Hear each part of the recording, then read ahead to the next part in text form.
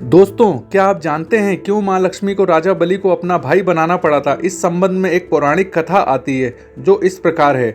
जब भगवान विष्णु ने राजा बलि से 3 पग भूमि में तीनों लोक दान में मांग लिए, उसके बाद राजा बलि ने उनसे प्रार्थना की कि हे नारायण, अब आप मेरे साथ ही रहें क्योंकि सब कुछ तो मुझसे छिन ही गया है। तब नारायण ने उनसे बात स्वीकार कर ली और उनके राज्य की संरक्षण करने हेतु उनके साथ पातालपुरी में ही निवास करने लगे।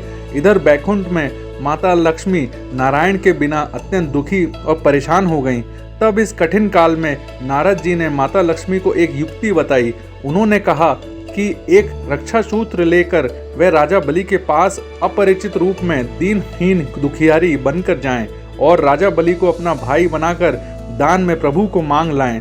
लक्ष्मी जी राजा बलि के दरबार में एक गरीब महिला के रूप में उपस्थित हुईं और उन्होंने उनसे आग्रह किया कि वे उन्हें भाई बनाना चाहती हैं। राजन ने उनका प्रस्ताव सहर्ष स्वीकार कर लिया और उनसे रक्षा सूत्र बंधवा लिया।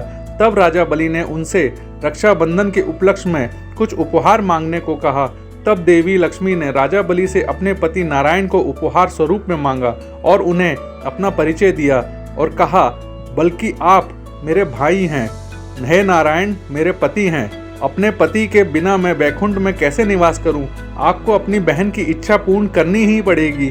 उन्होंने अपने स्वार्थ से बहुत ऊपर बहन के सुख को माना और प्रभु को मुक्त कर उनके साथ बैकुंठ वापस जाने की अनुमति दे दी। परंतु इसके साथ ही उन्होंने लक्ष्मी जी से आग्रह किया कि जब बहन बहनोई उनके घर आ ही गए हैं तो कुछ मास और वहीं ठहर जाएं और उन्हें अतिथि का सुअवसर दें।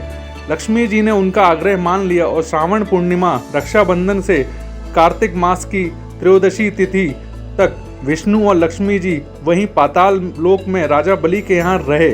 धनतेरस के बाद प्रभु जब लौटकर बैकुंठ को आए तो अगले दिन पूरे लोक में दीप पर्व मनाया गया।